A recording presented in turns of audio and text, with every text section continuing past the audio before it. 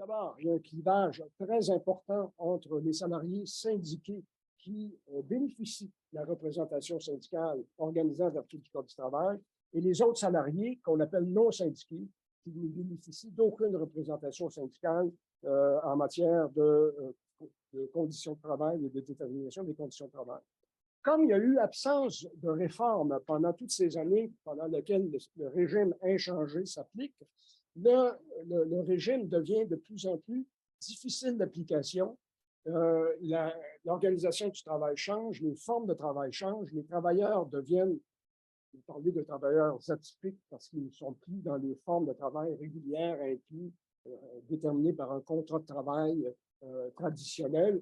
On a des travailleurs qui sont dans des conditions de travail qui relèvent de l'entrepreneuriat. On a des travailleurs de plateforme. On a les travailleurs dépendants, mais indépendants juridiquement. Bref, le Code du travail, la loi Wagner, en général, s'applique à de moins en moins de salariés et de moins en moins adaptés, ce qui fait que, en plus des exclusions que ce régime-là prévoit, il y a des exclusions importantes d'employés que la loi dit ne pas couvrir ou s'appliquer, notamment les cadres dans les entreprises.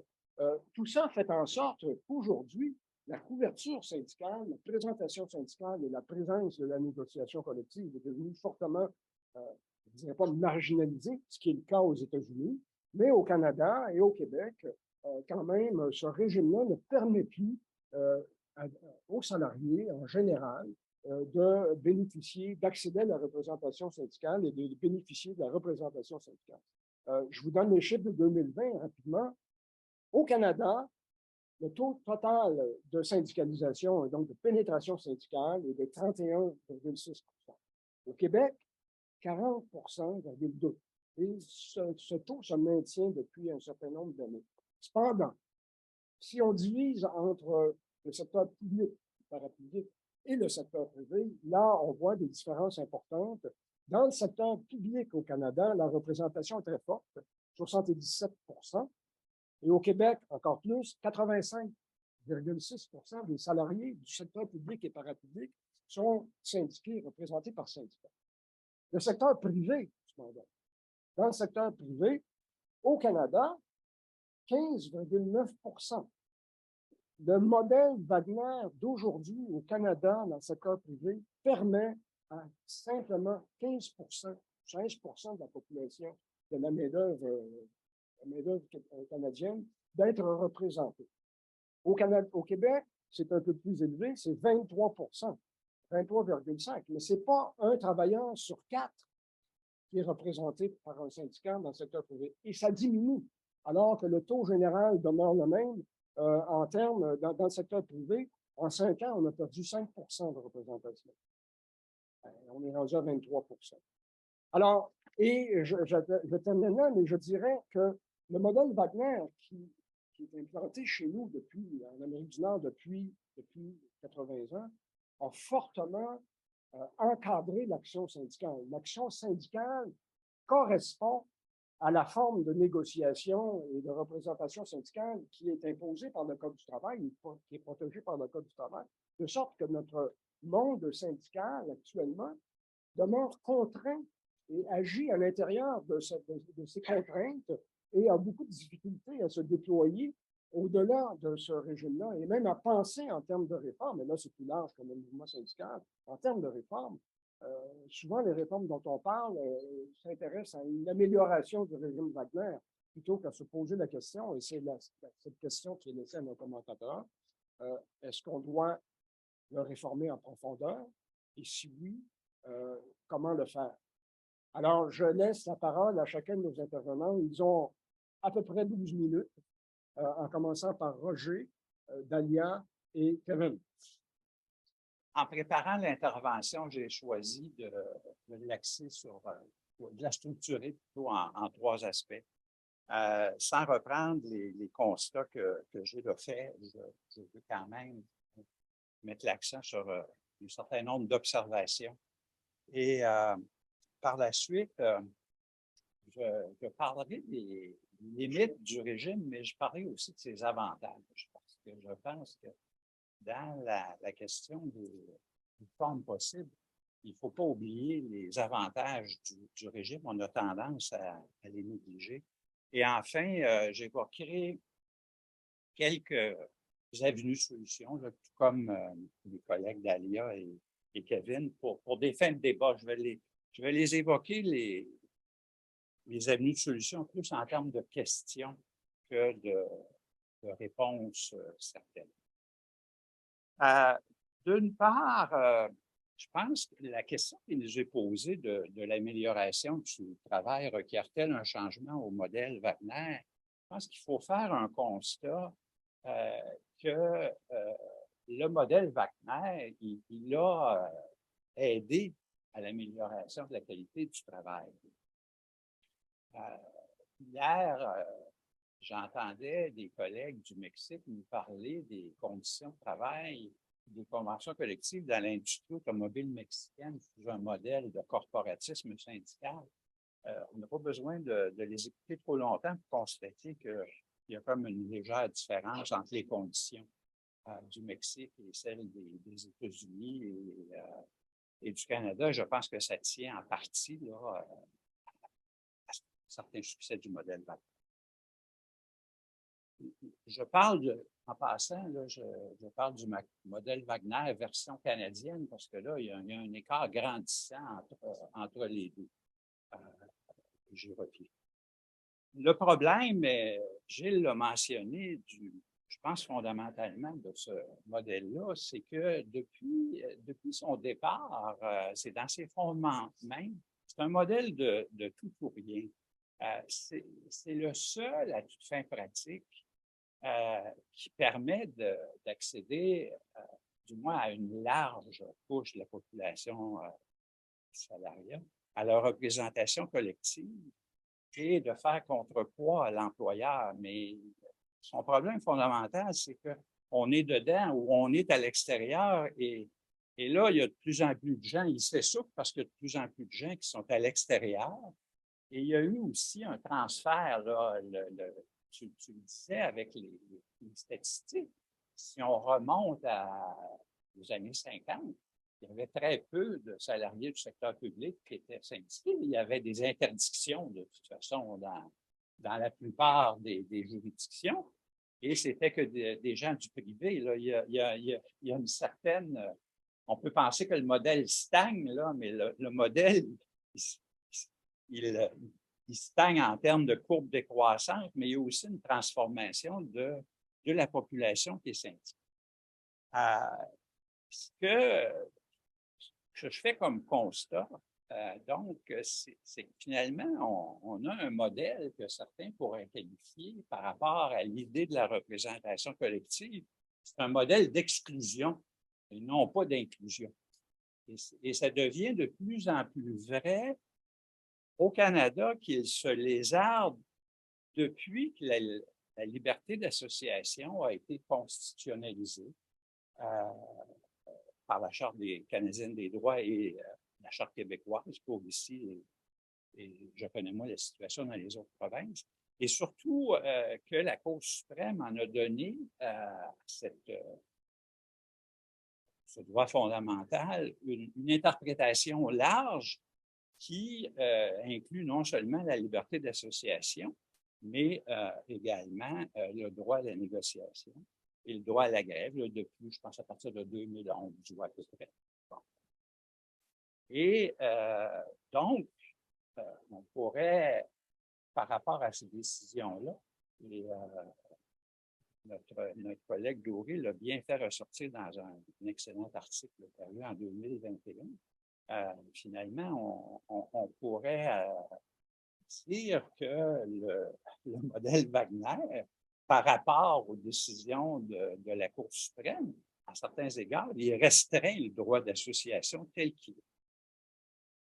Tout en convenant que les conditions politiques, là, notamment la montée de tout ce qu'on peut observer non seulement ici en Amérique du Nord, mais ailleurs dans le monde, de la montée du populisme de droite. Ce ne sont pas particulièrement des gens favorables aux syndicats. Les conditions politiques, celles-là entre autres, mais d'autres, se prêtent pas à une réforme, mais je pense qu'on peut quand même se faire aller les méninges et voir quels pourraient être les contours d'une éventuelle réforme. Et là, je parle de réforme et non pas de révolution. Parce que je crois que le modèle, il est bien enraciné et que les acteurs sociaux, finalement, ici, à tout le moins, s'en accommodent relativement bien avec un assez fort courant venant du Sud qui aimerait bien, du côté des employeurs, le faire disparaître. Mais il s'est institutionnalisé et là, il y a un effet d'inertie si on voulait révolutionner le modèle. Mais aussi, je pense qu'il présente un certain nombre d'avantages par rapport, ça peut peut-être vous paraître curieux, mais par rapport aux enjeux actuels. Quand j'ai caractérisé le modèle, il a fait le tour, il a parlé du monopole de représentation syndicale. C'est vrai que le monopole de représentation syndicale, dans une perspective de réforme, on pourrait le changer pour aller vers une forme de pluralisme.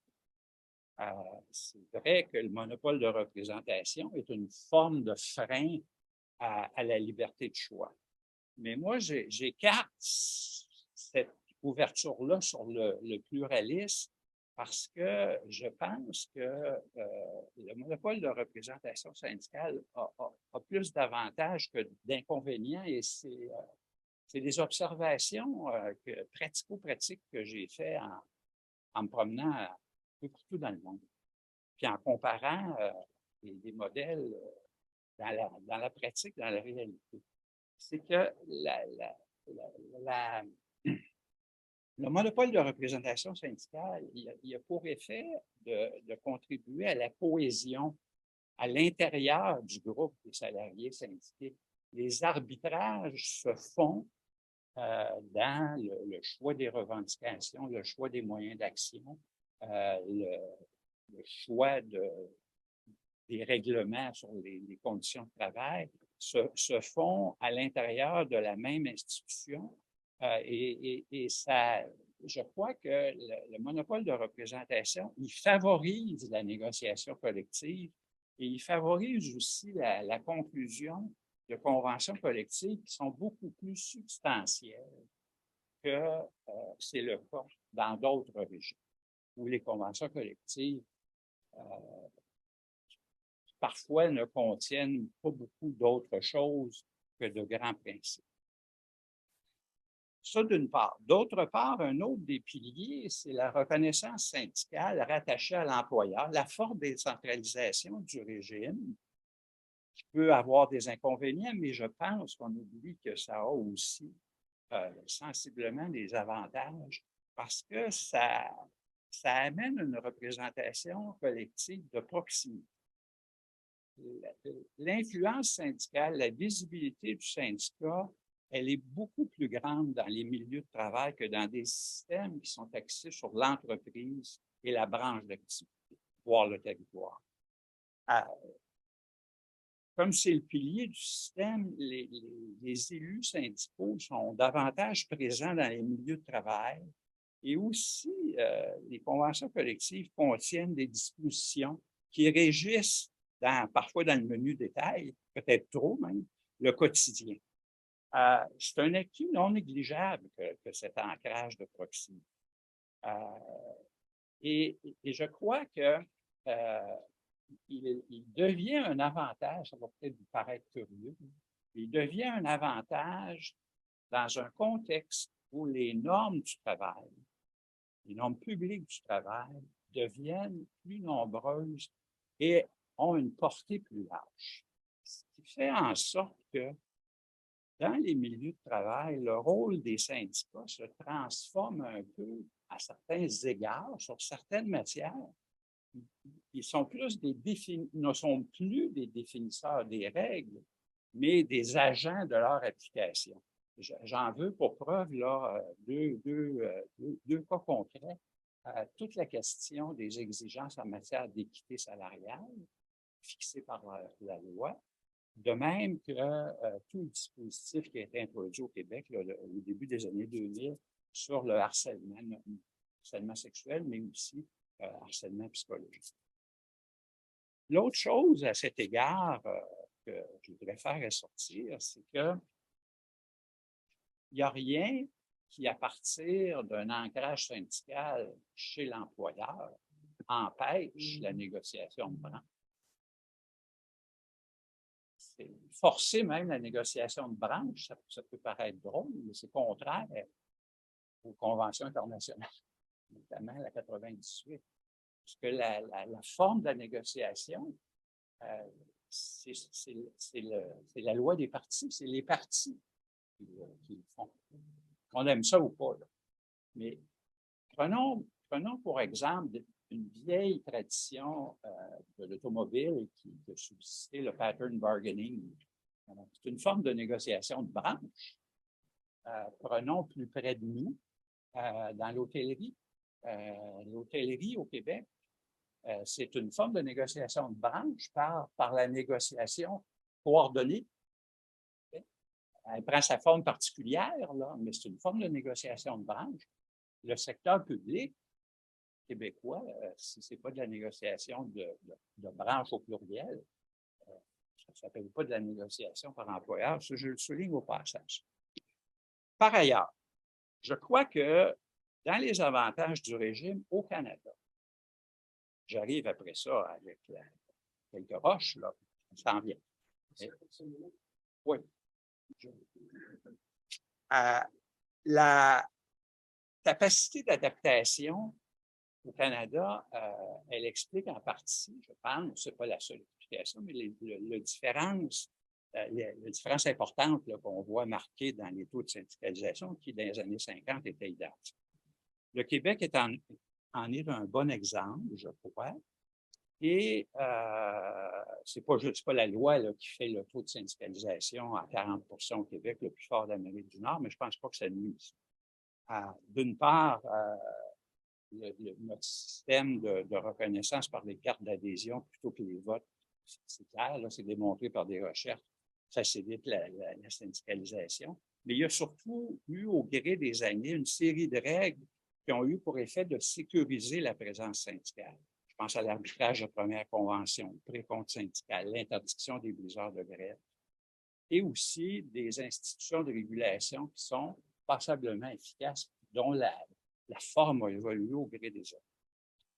Il y a aussi, depuis 30 ans, mais ça, on y parle, dans le cas du Québec, on en parle un peu moins, c'est un peu moins connu, c'est qu'il est apparu une série de régimes particuliers de reconnaissance syndicale et de négociation parce que les gens qui voulaient s'organiser se retrouvaient incapables de passer par le modèle Wagner ou que d'autres circonstances ont fait en sorte que Wagner n'a pas pu le faire. C'est le cas.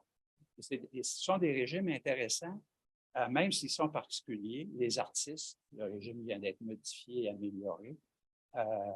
Les services de garde en milieu familial et dans le domaine de la santé, ce qu'on appelle les ressources intermédiaires. Sa faiblesse principale, j'arrive à mes hypothèses, c'est que il y a des barrières à l'entrée et je crois que le régime, non seulement il heurte la liberté d'association telle que ça a été inscrit dans les chartes et que l'a interprété la Cour suprême, mais je pense aussi que le modèle je ne passerait pas facilement le test de la Convention 87 sur la liberté d'association. Le défi, je crois, c'est que est-ce que, d'un point de vue de politique publique, est-ce qu'on va s'orienter vers des réformes plus en profondeur sans foutre le modèle complètement à terre ou aller avec des bricolages au cas par cas au fur et à mesure que les tribunaux se prononcent. Moi, j'opte plus pour une logique de réforme du système axée autour de trois avenues. Une qui n'est pas nouvelle. Dans le cadre de la préparation de ma présentation, des fois, c'est pas mauvais d'être vieux, j'ai relu le rapport Bernier sur la protection sociale dans les situations de travail non traditionnelles. Ça a été mis sur le tapis là, à l'occasion d'un changement de gouvernement dans les années 2000. Mais Guylaine, il était, c'est ça. Bon. Guylaine, Carole Jobin. Je pense que pour ce qui est de la portée du régime et de l'ouverture, ils avaient trouvé des solutions inédites en modifiant assez simplement, dans un code, la définition de salarié pour élargir aux faux autonomes autour du critère de la dépendance économique. Mais ils avaient aussi innové en proposant un cadre général pour la représentation, y compris la négociation pour de vrais autonomes. Il y a là des pistes. La deuxième, qui est peut-être un peu plus surprenante et audacieuse, c'est que moi, je remets en cause un des fondements du régime dont j'ai un peu parlé, c'est celui, pour y accéder, d'avoir la majorité des salaires. Ça, je crois, j'ai observé la chose suivante. Je ne sais pas si vous suivez les tentatives de syndicalisation chez Amazon. Ça fait plusieurs votes. Okay? Il y en a un où ça a passé. Mais dans les votes, là, à ma connaissance, j'en ai peut-être échappé un certain nombre, il n'y a jamais moins du tiers de travailleurs. Ça va de 30 à 40 %. Ça se tient beaucoup, 35, 40, qui opteraient pour la syndicalisation. Après ces votes-là, ils se retrouvent devant carrément rien. Comment se fait-il qu'on est dans un système, moi, c'est ma principale préoccupation, qui fait en sorte qu'on a un principe constitutionnel de liberté d'association, que les gens qui veulent s'associer ne peuvent pas le faire. Pas 3-4 personnes sur des milliers. Et là, je pose la question, est-ce qu'on pourrait avoir un système qui fonctionne dans les mêmes paramètres qu'actuellement, Code du travail, qui permettrait à un syndicat d'être accrédité, un seul syndicat, mais minoritaire, puis de négocier pour ses membres, puis de faire grève, le cas échéant, puis d'avoir les protections, pas pour tout le monde, mais les protections pour ses membres à lui. Et un jour, le syndicat aurait mis au moins les pieds dans la place. Ce n'est pas une solution magique, mais je crois que ça mérite débat. Et je termine avec la troisième. C'est un autre constat que je fais, c'est que les campagnes d'organisation syndicale se déroulent encore dans certains milieux, dans des conditions absolument inacceptables dans une société démocratique. Ça se fait en secret, ça se fait vite, c'est beaucoup fait pour aller chercher sa majorité rapidement avant que l'employeur réagisse trop. Il y a un bon dispositif pour interdire un certain nombre de pratiques, puis apporter des correctifs. Mais j'appelle ça un dispositif de protection qui a un caractère un peu négatif dans le sens où les correctifs surviennent souvent après coup et n'empêchent pas les pratiques déloyales. Et je pose la question, est-ce qu'il n'y aurait pas lieu de prévoir dans un régime modifié un certain nombre de droits positifs pour les syndicats qui veulent faire campagne, des choses aussi simples que d'avoir accès aux lieux de travail, d'avoir accès, sous réserve de respecter les lois sur les renseignements personnels aux listes des employés, d'avoir le droit de faire de l'information. Et je termine sur ça en vous citant, ça va être drôle, c'est un lien avec la Cour suprême. Je pensais ces derniers jours je vous rappelle un texte que je trouve tout à fait magnifique, une phrase de Leonard Cohen.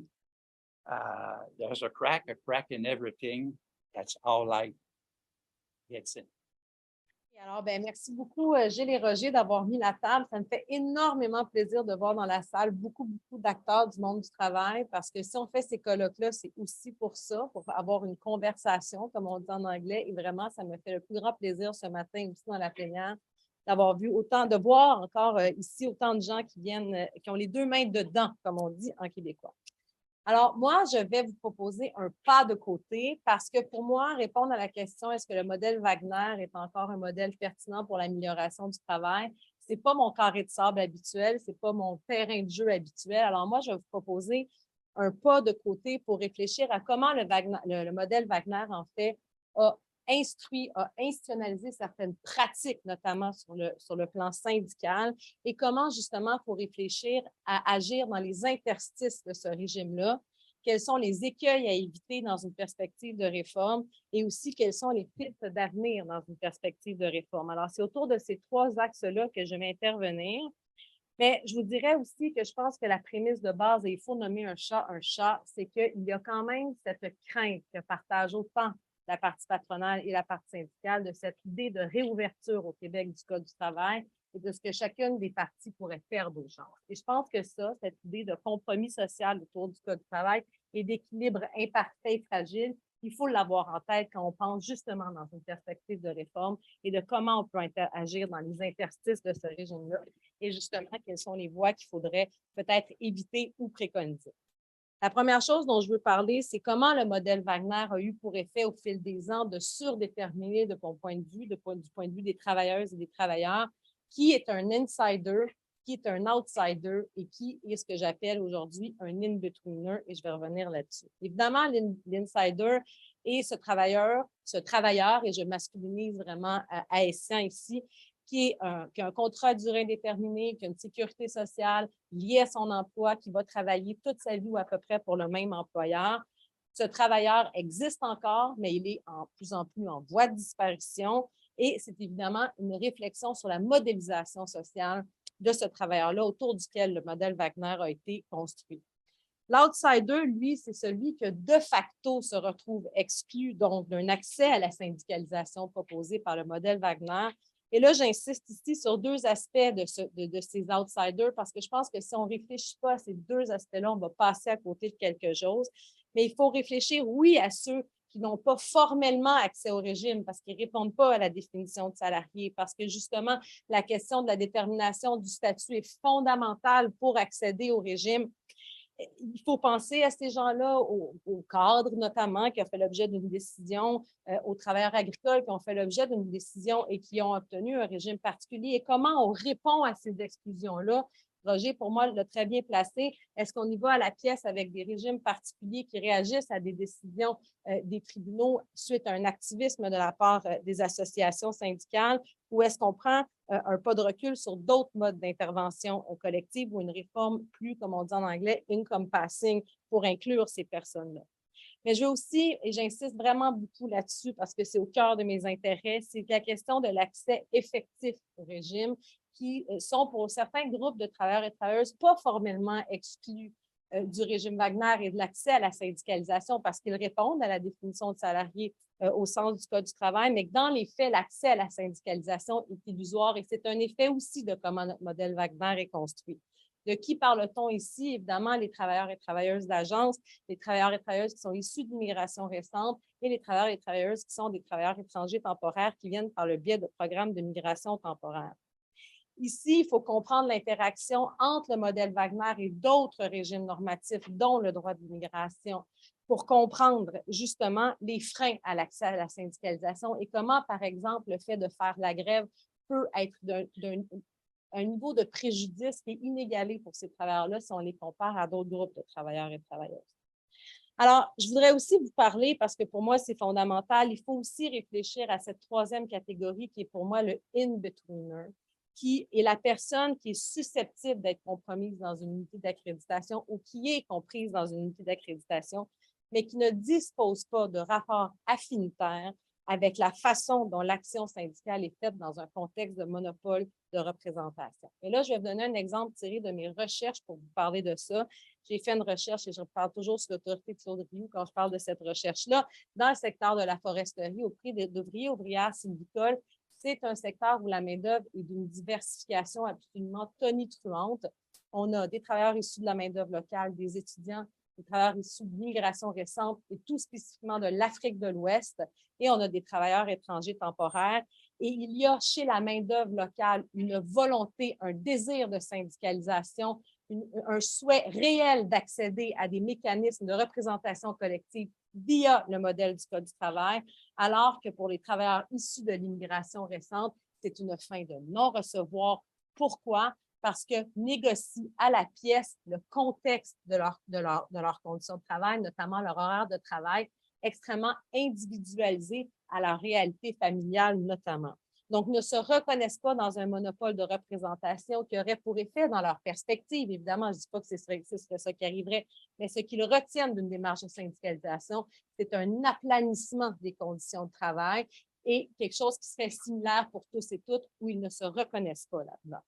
Alors, il faut prendre conscience je vais le dire en anglais parce que ça ne me vient pas en français, des shifts dans les identités, les valeurs, les préoccupations des travailleurs et des travailleuses. Et oui, adopter un terme qu'on utilise de plus en plus, mais qui est fondamental pour comprendre comment le Wagner Act se déplie dans la réalité des milieux de travail, adopter une approche intersectionnelle pour comprendre les failles, mais aussi les possibilités créées dans l'interstice du système.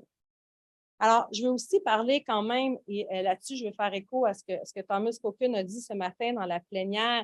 Il y a eu quand même des brèches qui ont été ouvertes en termes de syndicalisation dans des secteurs qui, traditionnellement, l'acteur syndical était à peu près absent. Et on peut parler des initiatives de syndicalisation dans le commerce de détail, dans les entrepôts d'Amazon et le travail aussi fait notamment à Toronto par les travailleurs de plateforme. Alors, pardon, 5 minutes, parfait, j'y vais. Alors, comme le disait Tom Cochrane ce matin, est-ce qu'on parle d'un big flash in the pan ou est-ce qu'il y a un moyen de consolider et de provoquer d'autres brèches et qu'est-ce que ça prend justement pour agir dans ces interstices de système? Et là, je veux dire quand même au Canada, oui, au Québec, devrais-je dire, on a la protection de l'article 12, 13 du Code du travail pour éviter l'entrave, l'intimidation.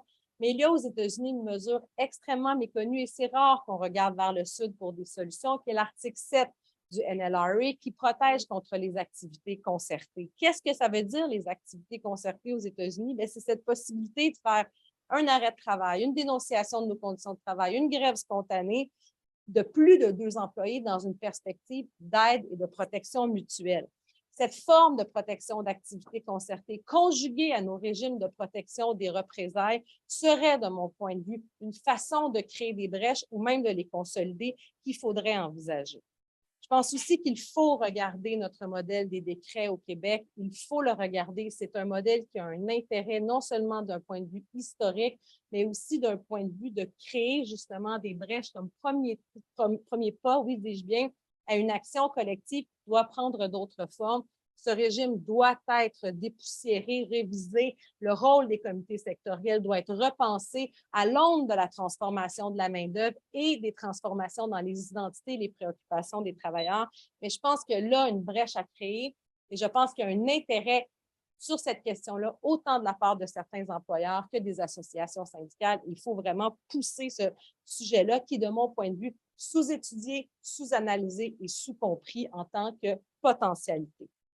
Je pense aussi qu'il faut garder du côté des autres formes d'action collective qui peuvent se déployer en marge ou encore une fois dans l'interstice du régime Wagner et qui peuvent constituer une rampe de lancement dont le point n'est pas nécessairement l'amélioration des conditions de travail. On regarde beaucoup là-dessus ce qui se passe aux États-Unis, des gens qui s'organisent autour de l'accès au logement et autres, et qui finalement, il y a une conversation qui peut être générée sur les conditions de travail parce que le niveau de vie, le revenu décent et les conditions de travail doivent être réfléchis maintenant de plus en plus de pair. Et il y a là un rôle à prendre pour l'acteur syndical, de mon point de vue, qui va pouvoir peut-être utiliser ces mouvements sociaux-là comme rampe de lancement pour justement aller chercher des groupes qui, historiquement, ont plutôt été en marge des processus de syndicalisation. Je veux parler aussi cette question, pour conclusion, je conclue. Alors, 2 choses en conclusion. Le corollaire du monopole, du monopole, oui, et qui est le devoir de juste représentation et qui est évidemment sanctionné en cas de violation. Il y a, de mon point de vue, une réflexion à faire là-dessus parce que ça mène nécessairement à une hyper-judiciarisation, à une hyper-individualisation des recours parce que plusieurs associations syndicales qui parfois pour différentes raisons, manque d'outils pour intervenir de façon collective sur des enjeux, craignent la fameuse plainte en 47.2, vont prendre un grief et ça crée une multiplication des recours individuels. Il y a une réflexion à faire là-dessus. Qu'est-ce qu'on entend par devoir de représentation et qui est laissé de côté justement dans ce devoir de représentation? Il faut faire un examen de ça. Et je conclus avec, pour moi, et vraiment au Québec, on est dans un moment critique pour ça. Il faut s'en rendre compte collectivement, les chercheurs, les employeurs, les syndicats, que la santé et sécurité du travail risque de devenir un nouveau lieu pour réfléchir à des dimensions collectives. On a un régime qui est largement modifié depuis un an. La mise en place de comités de santé et sécurité dans des milieux de 20 employés plus, un règlement qui est actuellement en négociation entre la partie syndicale et la partie patronale. On ne sait pas encore qu'est-ce qu'il va y avoir là-dedans, formation du représentant santé et sécurité, libération, etc.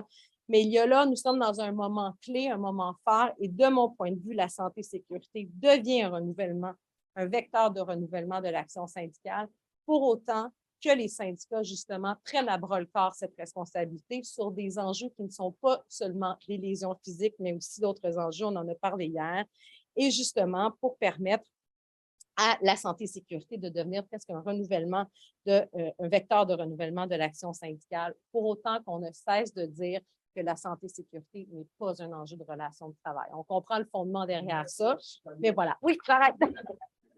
So I was given two questions. Should the Wagner regime be reformed or totally set aside? And secondly, what would be the major changes that should be brought to the model in order to facilitate the real exercise of freedom of association that is protected by the Canadian Constitution? If I get to the second question, I'll have less to say about it. I think it's a narrower question and perhaps a somewhat less interesting question. So on the first question, should the Wagner model be reformed or totally set aside? My short argument is it should not be set aside. It could and should be reformed, but that's not enough. It needs to be supplemented with other models of representation. So here's my argument, which corresponds to a great extent with some of the arguments you've heard before. So I'll be brief. The first point I think is that the model works very well for a subset of the workforce. It delivers a democratic form of representation responsive to local conditions. It delivers detailed and enforceable obligations, sort of bringing the rule of law into the workplace, as Paul Weiler wrote about many years ago. It delivers still relatively good access to justice, though if you were at my presentation yesterday, you know that I have concerns about the amount of delay in the arbitration system, but it's still a relatively informal and expeditious means of delivering access to justice. It still generates wage premiums and benefits advantages for workers through collective bargaining. It remains robust in the public sector and in a certain, admittedly shrinking part of the private sector is still robust as well. Now the Wagner model, in my view, does not actively impede organization in Canada. The campaigns are relatively brief and there are limits on coercion that work reasonably well. We compare the Canadian model to the US model. So it enables organizations that are the institutional and financial foundations of our labor movement.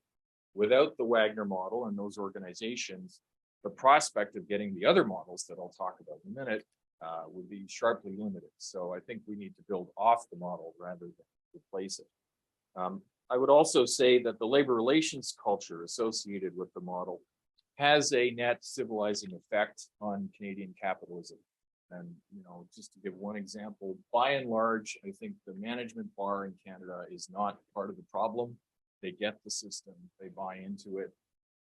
And that's, again, a sharp contrast with the United States. So it could and should be reformed. We have card checks still in Quebec. Nice to get it back in other places. You could improve the remedies. You could provide interim relief in the case of unfair labor practices. And there's good studies to support all of these proposals. But I think it's clear that those reforms would not be enough. Even where most of the protections for freedom of association that are possible under the Wagner model are in place, the base that it covers has been shrinking. And there are reasons for this, right? It's very difficult to organize small workplaces with transient workforces in highly competitive industries with low union density. The fissuring of the economy that's very well described by David Weil, franchising, outsourcing, supply chains can make bargaining with the enterprise that has the most control over pay and benefits and other labor costs very difficult. And that, of course, makes the whole enterprise of bargaining less appealing to workers. And while all of these reforms would help, there's actually an interesting paper that I read in a book called Inequality: The Canadian Story, edited by David Green and others, where they make an attempt to estimate the effects on inequality of improving the Wagner model. And even if the whole shopping list of reforms were obtained, the net effect on Canadian inequality would be relatively small. And that's because of the limited reach that the model has in practical terms. Now, there have been creative proposals to expand the reach of the Wagner model within its own terms. So within the majoritarian exclusivity model, which legitimates an exclusive form of collective bargaining that covers an entire bargaining unit, one can imagine models in which you could gradually expand on a regional or sectoral basis, building out, adding bargaining units to previously organized bargaining units. There's an example of that in the Bagent and Reddy report from British Columbia of many years ago. Or, as a more recent and I think interesting thought experiment is the model that was outlined in the discussion paper by John Murray and Michael Mitchell in the Changing Workplaces Review in Ontario, where they tried to imagine how you could create a Wagner model that would apply on a sectoral basis. How do you organize, check for majority support, certify it, deliver exclusive bargaining rights at the sectoral level, or at least at a regional level. And when you see the complexity of those proposals and the kinds of decisions that they would demand of labor relations boards, you can imagine endless organizing and endless litigation. And it's perhaps not surprising that that proposal wasn't carried forward into the final report, or that it even it didn't engage the union movement all that much in discussions of what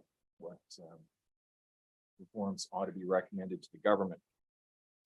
So I think perhaps the better way to go is to supplement the Wagner model with some different forms of freedom of association and accompanying legal protections.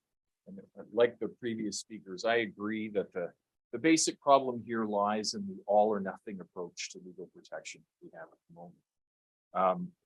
So we could consider other forms of representation that address key problems in the labor market and require less intense forms of negotiating to supplement but not replace the Wagner model. And I see three potential directions for legal reform and corresponding changes in trade union practice that would need to come into place. You'll see that the legal reforms actually are quite modest that would be needed to make these possible. They're probably very important, but they're not that complex. But they would need to be accompanied by a change in the way that unions, for lack of a better expression, do business. A different business model, different offer of representation to the workforce. So, one direction of reform, 5 minutes, regional and sectoral wage and benefit setting mechanisms. I agree wholeheartedly with Dalia that the Quebec Dupree model should be dusted off and examined. I think the rest of the country would do well to look at that.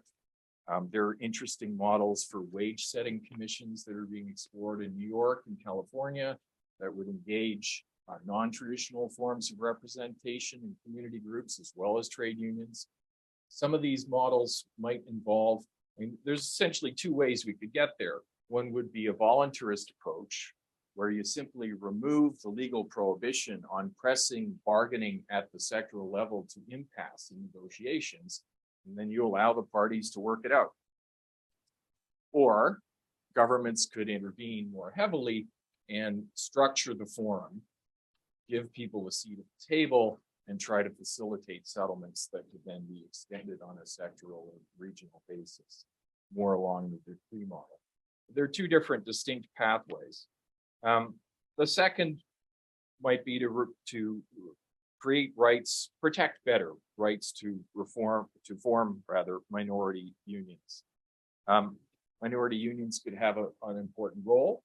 We know that majority unions already play an important role in applying public laws, anti-discrimination laws, health and safety laws. Why not allow a minority of employees to have a union that could do the same for them in the workplace? And now this could all be done without diminishing rights of exclusive representation. ILO jurisprudence is clear that it's perfectly permissible within a framework of freedom of association to give a majoritarian exclusivity or even to recognize most representative unions and give them enhanced bargaining rights in relation to other unions in a workplace. A third path of reform: give people rights to be represented individually with respect to contractual and statutory rights by a union. So protect the right to say, my dealings with the employer are going to go through this organization. Now, what would you need to get there? I've already talked a little bit about the regional and sectoral mechanisms, so I won't say more about that. But with respect to the other two approaches, you'd need, at a minimum, a universal prohibition on discrimination, pre and post hire, against the exercise of freedom of association. There'd have to be a right and a remedy. You would also need to loosen some of the prohibitions on striking that are found in the current Wagner model, so that parties, minority unions in particular, would be in a position to press their demands. And you might also want to add, though perhaps this is not strictly necessary, but it would avoid some industrial conflict, a duty on employers to deal with and recognize minority unions where they're in place. But that's, I think with those impediments out of the way, there would be room for unions to step in and offer to employees different models of representation, other than the current approach. So, how many minutes? Is it fair? Okay, 1 minute. All right. The charter question, a much narrower question. I think the key here to charter compliance is simply, or real respect for the charter right, put it this way. I think the biggest problem is not in the Wagner model, it's in its failure to fully displace the common law and probably the civil law. The civilians in the audience would know better than I do. And its ability that it grants to employers to discriminate against or terminate the employment of people who choose to organize. So a statutory right against discrimination for exercising freedom of association would take care of most of the charter consistency issue. There are arguably some of the exclusions from Labor Relations Acts chill freedom of association, though outside of the context of really vulnerable workers, the causation of charter infringement by those exclusions is not as clear to me as it could be. The Dunmore decision really leaves a lot to be answered in terms of explaining how those arguments are going to work out when they finally get to the Supreme Court. But I know I'm out of time, so I'll stop there and thank you for your attention. Nous allons prendre 10 minutes pour discuter. Ce n'est pas beaucoup, mais je vous demanderai d'intervenir librement, plus des commentaires que des questions, parce que nos 3 intervenants n'auront pas le temps de répondre. Parce que le dernier 10 minutes, c'est pour David Doury, qui va, après nous avoir entendre, nous donner ses propres commentaires. C'est un sujet sur lequel il a beaucoup réfléchi aussi. Alors, je vous demanderai d'intervenir librement, français, en anglais. Si vous pouviez vous donner votre nom avant, ça serait apprécié. Alors, je vais essayer de bien me faire entendre. Alors, François Lemoureux, président du comité consultatif du travail de la main-d'œuvre. Moi, j'apprécie beaucoup le droit de présentation qui a été fait. Entre autres, on l'aborde sous l'angle de l'ouverture ou des modifications ou des améliorations possibles du modèle Wagner et on le regarde sous l'angle de l'accès à la syndicalisation ou encore de l'exclusion à l'accès à la syndicalisation, entre autres en fonction des nouveaux enseignements de la Cour suprême sur le droit d'association. Et est-ce que maintenant, finalement, on a des entraves substantielles à ce droit d'association-là qui empêche l'accès à la syndicalisation? J'aimerais qu'on soulève un élément de notre réflexion qui est un peu l'éléphant dans la pièce, c'est-à-dire que le thème est l'amélioration du travail, qui était un changement du modèle Wagner. Donc, on ajouterait l'amélioration des relations de travail, qui était un changement. L'éléphant dans la pièce, je l'aborde au sens des relations de travail, c'est-à-dire que Roger en a fait état sur le fait qu'au fil des ans, il y a eu des régimes de rapports collectifs de travail qui se sont mis sur pied. Sur le statut d'artiste, les conventions collectives, les ressources intermédiaires, type familial. Bon. Et 2 autres régimes, fort importants, que j'appelle les éléphants dans la pièce, c'est-à-dire le régime de négociation dans le secteur public de la République, qui recoupe 650 000 employés, et le régime de négociation dans l'industrie de la construction, qui regroupe 250 000 employés. À l'heure 2, c'est environ 900 000 employés. Quand on enlève du taux de syndicalisation au Québec, de près de 40 %, si on enlève le secteur public, la construction, on voit un peu le portrait que ça donne. Je soulève ce volet-là parce qu'on se questionne sur où en sommes-nous rendus avec ces régimes de négociation-là dans le secteur public.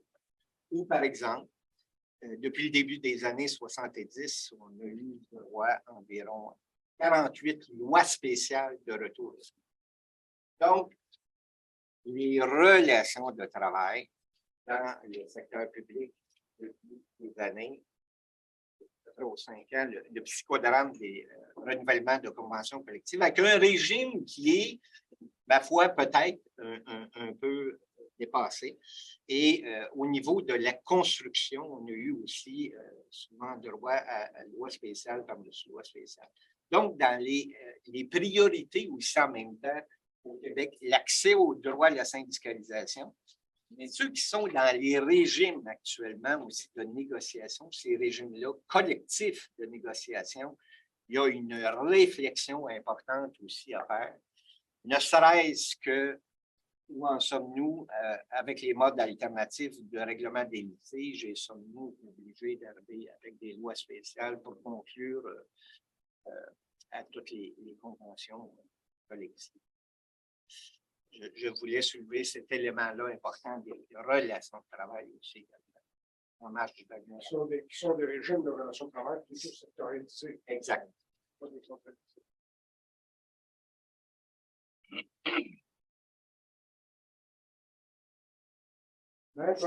Claude Melançon. Malgré tous les inconvénients de ces régimes dont tu parles, je ne trouve pas que le problème est vraiment là. Le secteur public s'en est quand même bien tiré malgré les lois spéciales.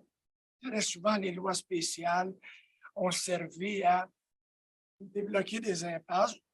Certaines ont été épouvantables, mais on savait débloquer des impasses.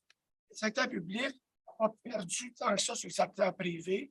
Donc, on ne peut pas dire que les coalitions de front commun obligatoires et les lois spéciales ont le plus gros problème.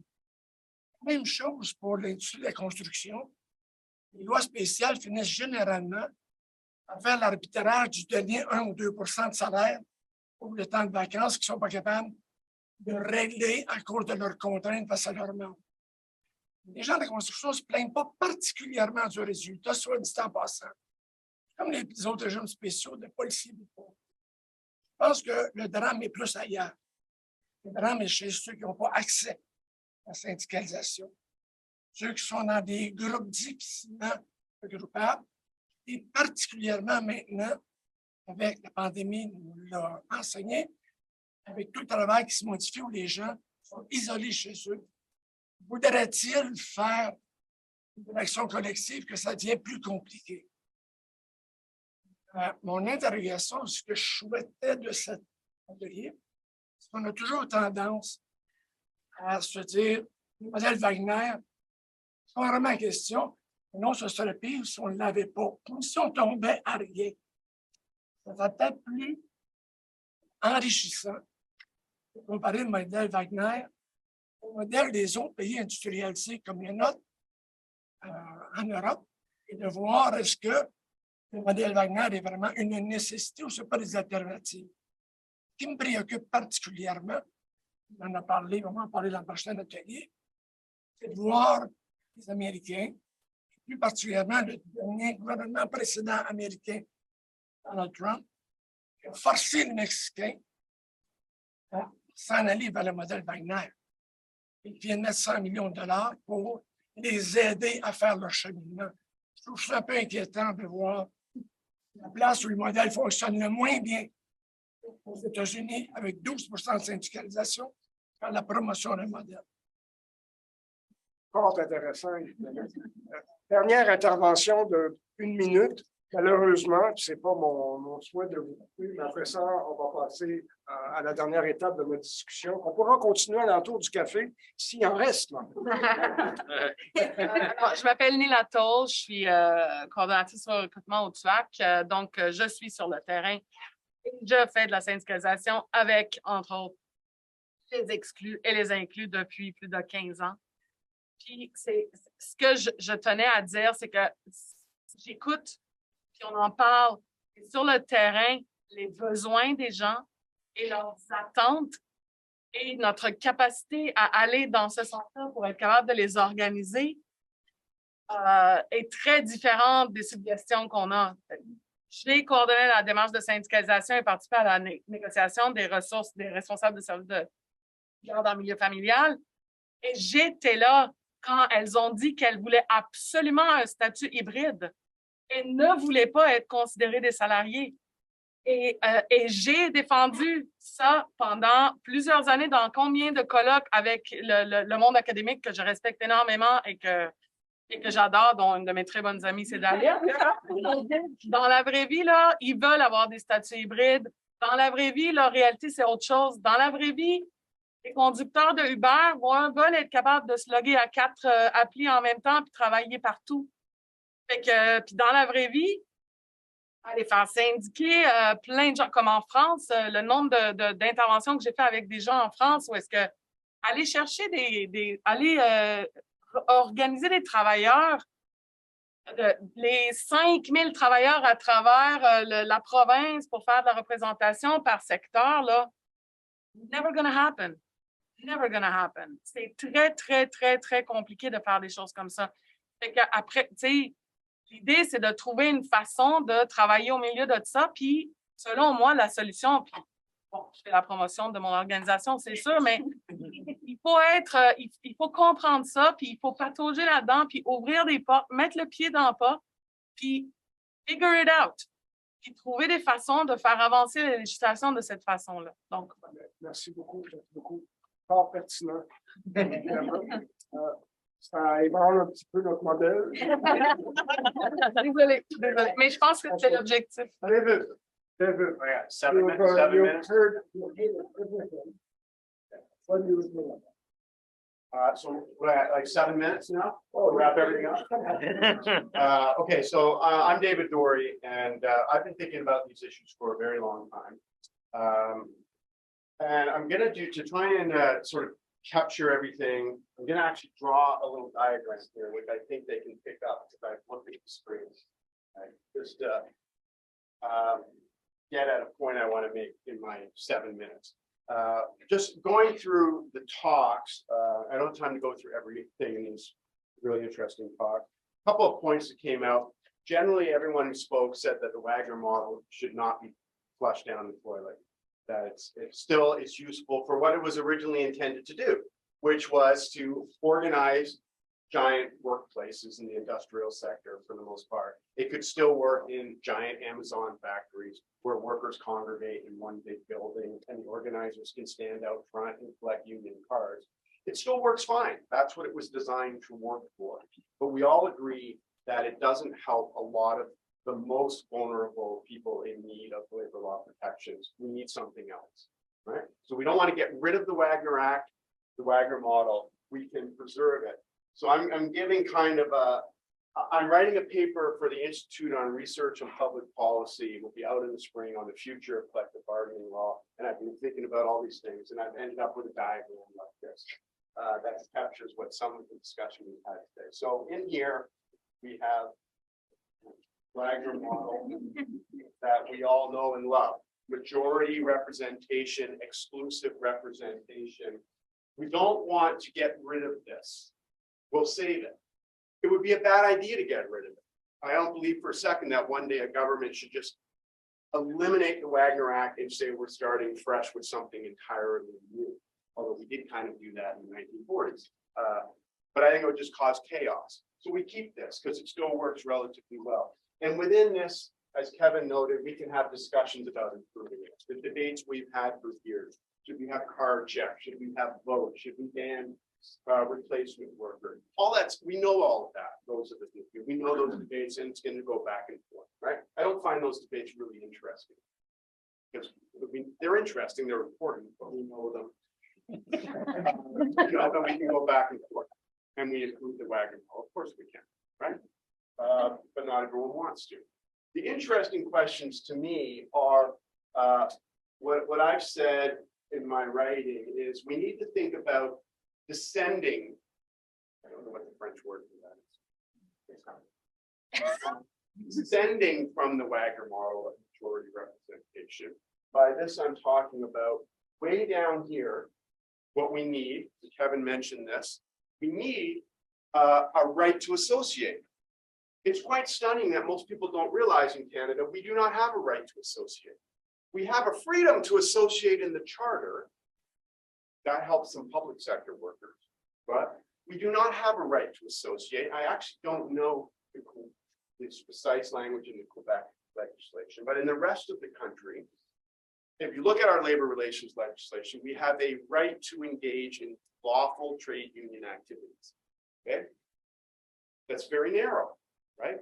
What about, and the cases I talked about in a couple of my articles, what about the cases where a group of daycare workers get together and they go as a group to complain to their employer about their working conditions, and they're all fired? You might be surprised to know, maybe not this room, but certainly if I stopped people at Starbucks, they would be surprised to learn that you can be fired in Canada for joining together as a group and complaining about your working conditions. Now, I understand Quebec, some people have just cause protection, but for the most part, Canadians do not have protection. Okay? So one of the discussions way down here at the foundation of what's the future of Canadian labor law, it has to include a right to associate in labor legislation. We can call it, like the Americans do, a right to engage in concerted activities. It can just be a right to associate, right?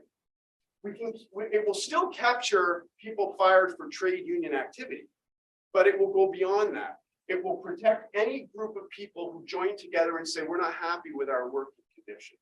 It would capture people who talk about their wages. Incredibly, throughout most of Canada, if you talk to your coworker about how much money you make and the employer finds out, they can fire you, right? In the United States, they can't do that. Strangely enough, there's an example of American law being superior. In the United States, if two workers discuss their wages, that is protected concerted activity. We don't have a law like that. So we need that down here at the bottom. We have to build up from a right to associate way down at the bottom here. Two workers can come together and approach their employer to raise a concern, and they can't be fired for it. That's the first part. Second part is, what about non-majority bargaining? Can't fit it all there. Right? Minority unions. What happens if we get a group of workers who union can organize 30% of the workplace, but can't get more than that? Right now, nothing in Canada. Maybe we want to have a discussion about maybe 30% should get you something. It should get you in a room with an employer. What I argued in a paper about a decade ago is that our law should at a minimum protect the constitutional rights of every Canadian. Now that doesn't sound controversial.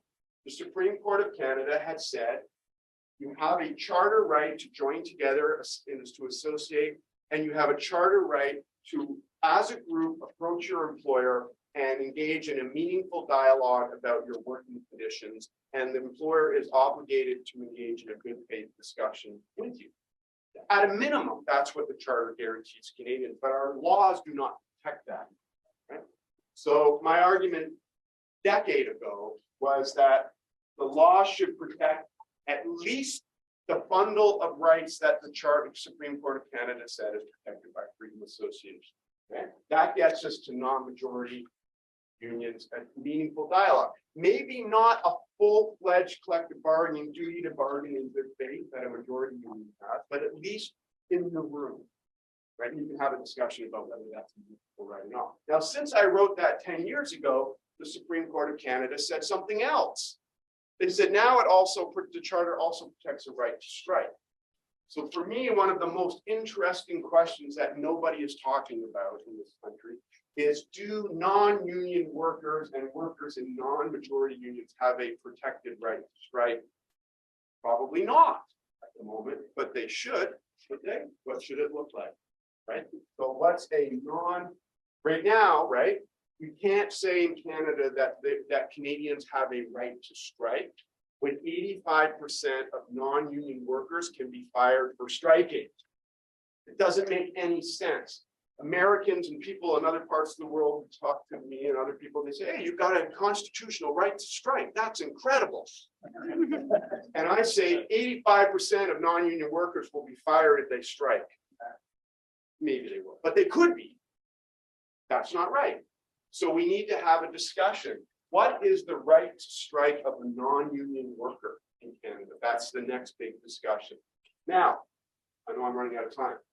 When we go, we're going to, okay. So we have to talk about, so we can talk about reforming the Wagner model. We know those debates we've had for years.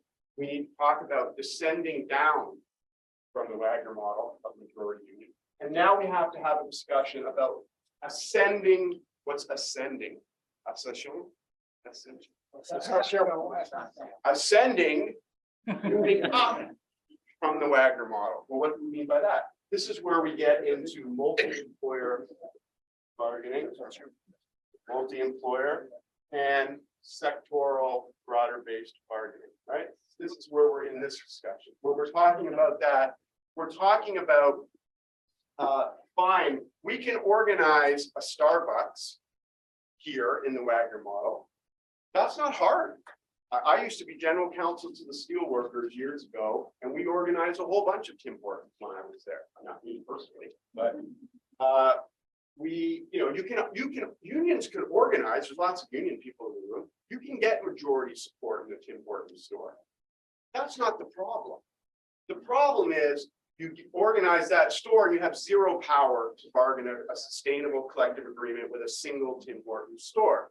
Right? So now we get into discussions about how do we get to a point where we're not bargaining with a single Tim Hortons store who's maybe a franchisee. Instead, we're bargaining with Tim Hortons Incorporated, right? Or the entire coffee, fast food industry, bargaining a sectoral collective agreement. Now, you'll hear lots of people around in these discussions say, we need sectoral bargaining in Canada, right? As a concept, that's a great idea. And a lot of people in labor law agree with it. The problem is drafting, coming up with a model that would work. And here we have a problem because even the labor movement can't agree, right? There's no sustained push for a specific idea other than this vague concept of it. So the question becomes, who's lobbying for it? Employers don't want it. And the unions can't agree amongst themselves, except maybe conceptually it would be a good idea. So we, as academics and people working in the union, we need to start thinking about what is a model that would actually work in Canada. And that's a tricky question. We could just look at what they did in New Zealand and say, let's do that. But I have my doubts it would work here, right? I was part of a thing down at Harvard called Clean Slate. And they went into Harvard, the idea of the Clean Slate Project was, never mind politics, ignore it, right? Don't think about what's possible because in the United States, nothing's possible, right? They said just because every labor law discussion in the United States ends with, well, nobody's going to do that, right? So they said, forget that. If you could start from a clean slate and you didn't have to worry about politics, what would you do? Then they came up with a sectoral bargaining idea. But for us in Canada, we actually do make labor law change. Laws change all the time. So it is possible to imagine a labor law model that could work. But we need to come up with real ideas that would work and work with unions and work with employers and figure out what might work. Last point, I'm out of time. You're out of time, but make your last. One question that came up, you talked about it, about the question of people who are excluded. Right? Big question that we're all talking about, right? So who gets into this triangle to start with, right? And we have lots of exclusions. We had the big debate, who's an employee, who's an independent contractor. That's very fascinating. My own view of that is we should dissolve or join our current status of employee and dependent contractor into a category called worker, abolish the old 20th century categories of employee dependent contractor, they're gone. All we have now is we have worker, and we have, what's the contrary to a worker? It isn't an independent contractor, it's a true entrepreneur. So you are a worker or you are a true entrepreneur. And I think my idea that I'm thinking moving towards more is, if you're a worker, you're covered by all of this, right? Unless you're really running a business, right? And then, I think the person who made this point left, but I agree. We don't have to have one legal model for all. You can be a worker for all of this part and still be an entrepreneur under the Tax Act. If we want people to be able to write off their car expenses when they're driving for Uber as a tax expense, we could do that. We don't have to have one. We don't have one. I represented a taxi driver 25 years ago who was fighting to be an employee for the purposes of workers' comp so he could get benefits, but he was writing off all of his expenses under the Tax Act. I'm an independent contractor. That's fine. You can be an independent contractor for the purposes of expenses under the Tax Act and be an employee for the purposes of all these protections. We got to stop thinking that you're either one or the other. I agree totally with the person who is now left.